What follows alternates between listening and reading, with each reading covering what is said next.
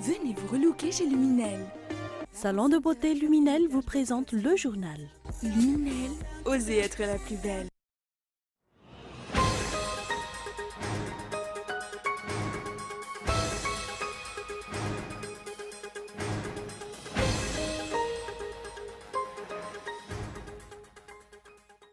La population d'Abans a réclamé ce jour qu'un détenu à la prison leur soit remis pour une justice populaire face au refus des gardes pénitentiaires. Un affrontement a eu lieu, 6 personnes ont été blessées.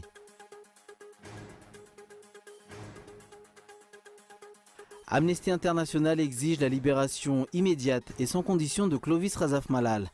Pour cette ONG, cet emprisonnement constitue une manière à réduire au silence les opinions critiques à Madagascar. Il fait face à une nouvelle déconvenue sur l'un de ses projets phares. Donald Trump voit la nouvelle version de son décret anti-immigration est conduite par Hawaï. Un magistrat de l'île a bloqué le texte quelques heures seulement avant son entrée en vigueur.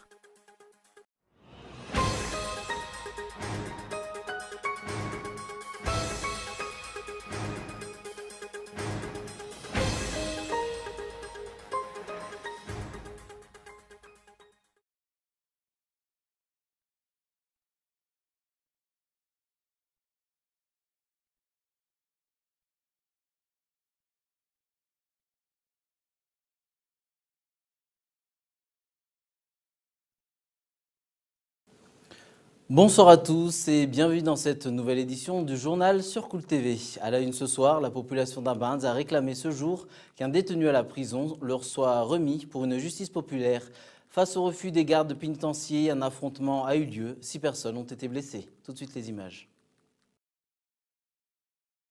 Les coups de feu ont brisé le calme de la commune d'Abans. En effet, des tirs ont retenti du côté de la prison. Une population en furie s'est ruée vers la prison, réclamant à ce qu'un détenu leur soit remis pour une justice populaire.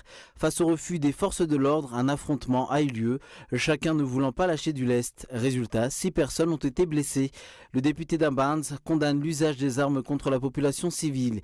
Il explique que d'autres solutions alternatives existent pour résoudre ce problème. Nous condamnons et dénonçons le fait que les forces de l'ordre ont ouvert le feu sur la population. Nous pensons que les dirigeants n'ont pas réussi à négocier, à trouver une entente entre les acteurs concernés. Pour notre part, ce ne sont pas de vrais dirigeants. Pour le cas d'Abans, si les dirigeants ont entrevu que la situation leur dépassait, d'autres alternatives existent, mais les dirigeants étaient dépassés par les événements. Ils n'ont pas su négocier, même les forces de l'ordre n'ont pas su négocier avec la population. Ce genre de situation devrait interpeller les forces de l'ordre qui ont ouvert le feu sur les étudiants. Nous réitérons qu'il faut toujours respecter la loi. Face à cette situation qui a pris une ampleur inquiétante, le député lance un appel au calme à l'endroit de tous les acteurs. Il ajoute que les forces de l'ordre doivent bien juger à quel moment ils doivent et peuvent utiliser leurs armes afin d'éviter les dérapages et excès.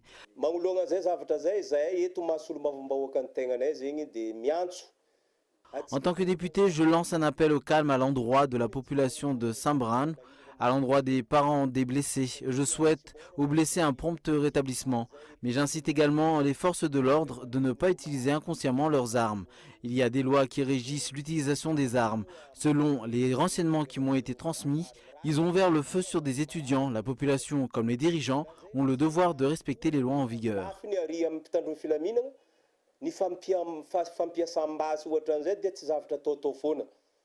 L'on suivra de près l'évolution de cette affaire de justice populaire à Abans.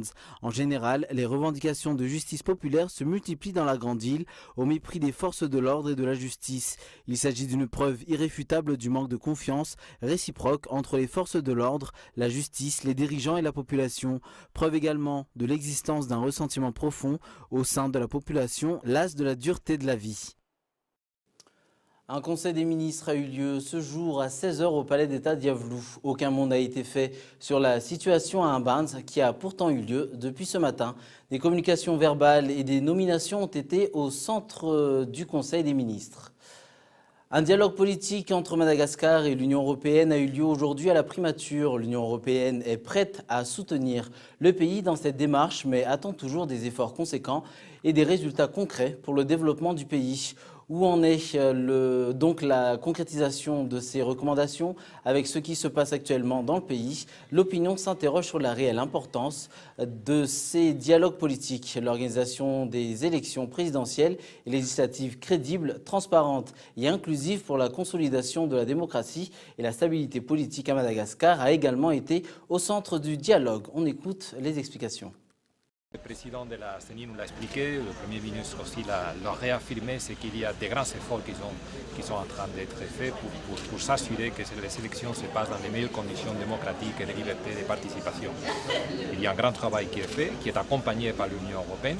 Et comme jusqu'à maintenant, on va continuer à travailler avec nos partenaires de la communauté internationale, que ce soit à travers les programmes SACEM qui a été déjà présenté, avec le travail avec la société civile, avec les partis politiques, en améliorant aussi le cadre légal et des questions fondamentales pour s'assurer qu'effectivement ce sont des élections de la consolidation de la démocratie à Madagascar. La nécessité d'organiser des élections démocratiques a été au centre de ce dialogue politique, mais qui dit élections démocratiques implique la mise en place antérieure d'une opposition forte et crédible auprès de l'Assemblée nationale, conformément aux dispositions constitutionnelles. Comme on le dit souvent, tous les pays ont un gouvernement, mais seules les démocraties ont une opposition. Madagascar est-elle une démocratie ? Amnesty International exige la libération immédiate et sans condition de Clovis Razaf-Malal. Pour cette ONG, cet emprisonnement constitue une manière à réduire au silence les opinions critiques à Madagascar. Tout de suite les images. Les autorités malgaches doivent libérer immédiatement et sans condition un militant écologiste détenu pour des raisons politiques. C'est ce qu'a déclaré Amnesty International dans une lettre au gouvernement sur le cas de Clovis Razaf-Malal.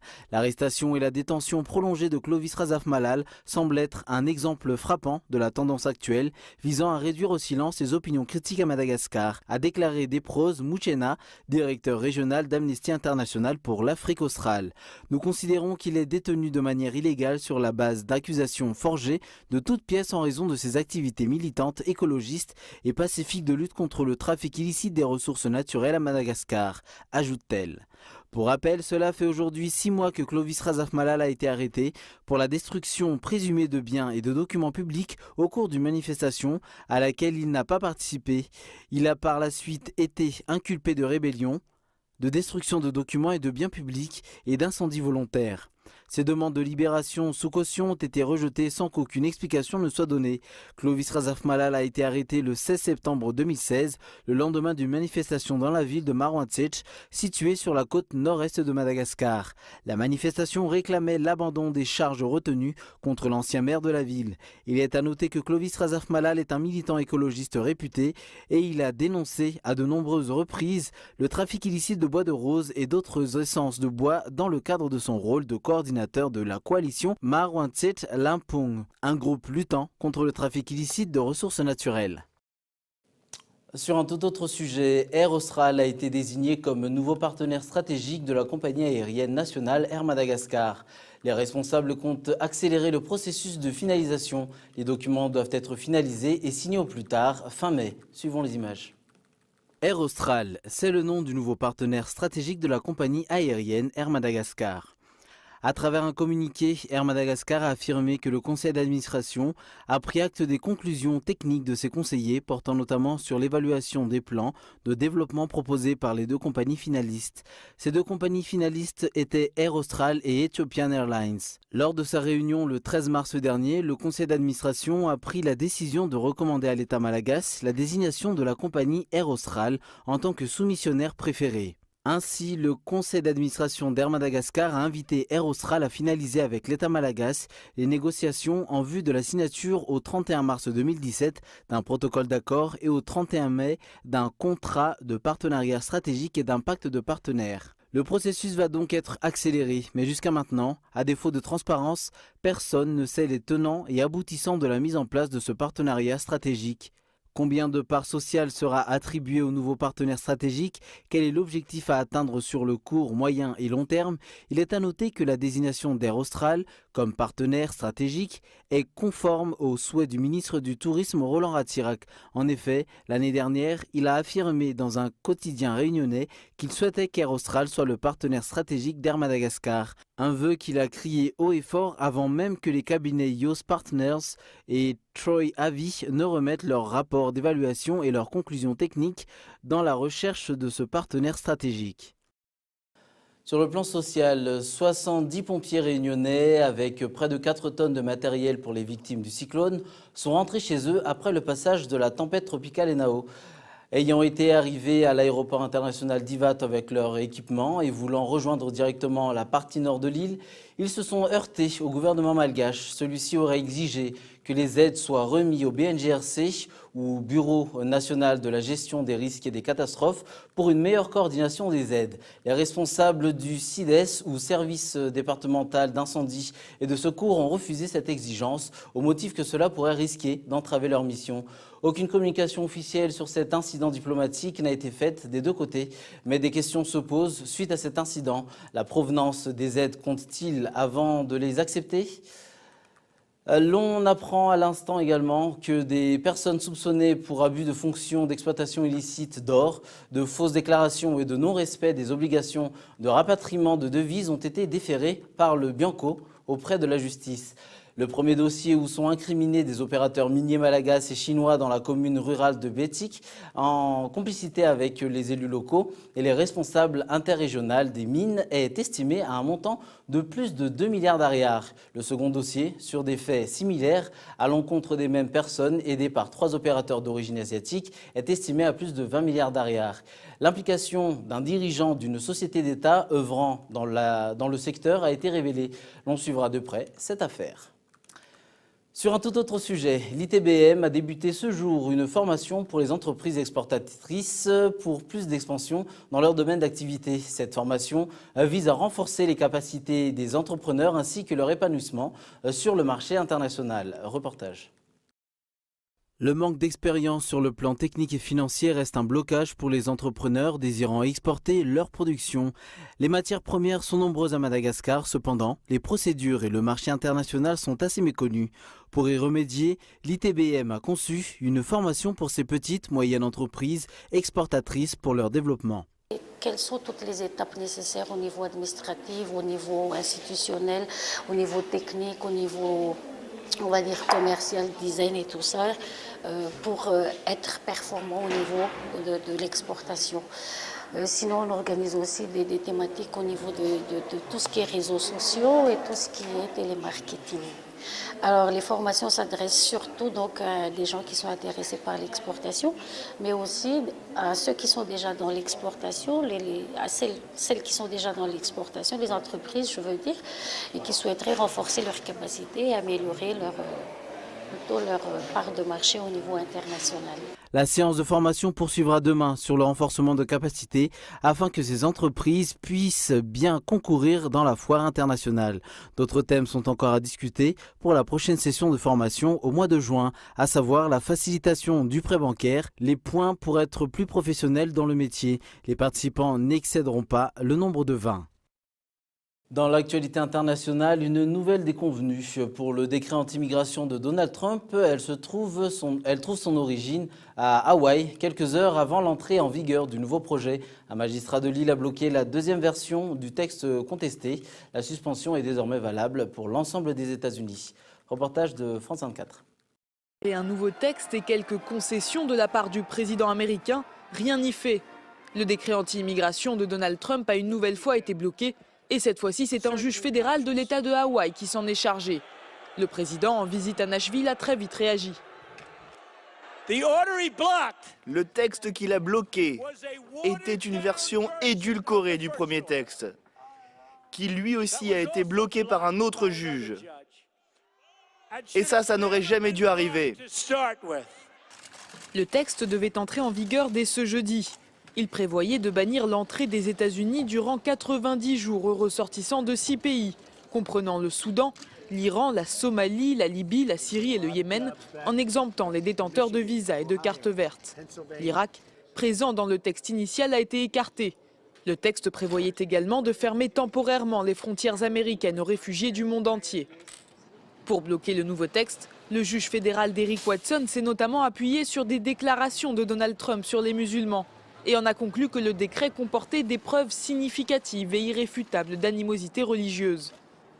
Je veux vraiment insister sur ce point. Toute discrimination qui serait inconstitutionnelle ou illégale et qui affaiblirait d'une quelconque manière notre État, nous la combattrons. C'est là-dessus que nous voulons insister.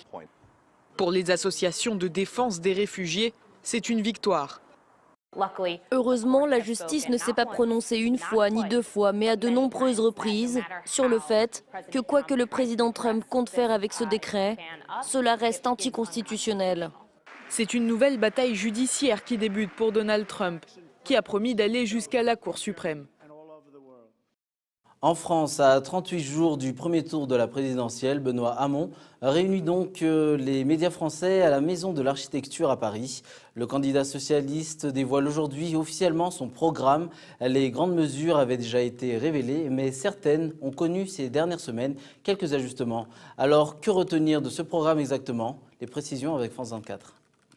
Le revenu universel lui a permis de remporter la primaire. Benoît Hamon présente un programme plus détaillé aujourd'hui dans Le Parisien. En économie, le candidat conserve des marqueurs de gauche, taxer les super profits des banques, taxer les robots, imposer la présence de 50% de salariés dans les conseils d'administration.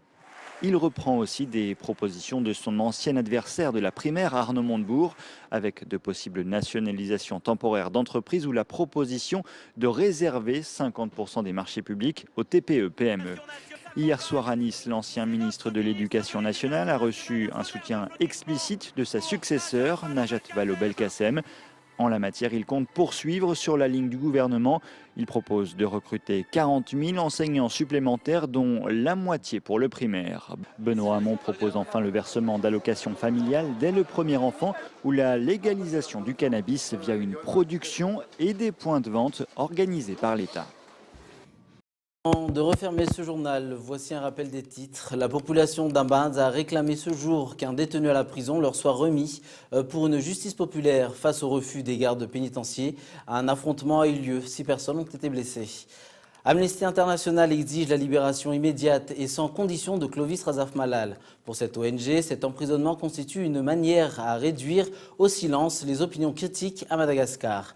Et enfin, il fait face à une nouvelle déconvenue sur l'un de ses projets phares. Donald Trump voit la nouvelle version de son décret anti-immigration est conduite par Hawaï. Un magistrat de l'île a bloqué le texte quelques heures seulement avant son entrée en vigueur. Voilà qui referme ce journal. Prochain rendez-vous avec l'information en version française demain à 20h45. Bonne soirée et au revoir.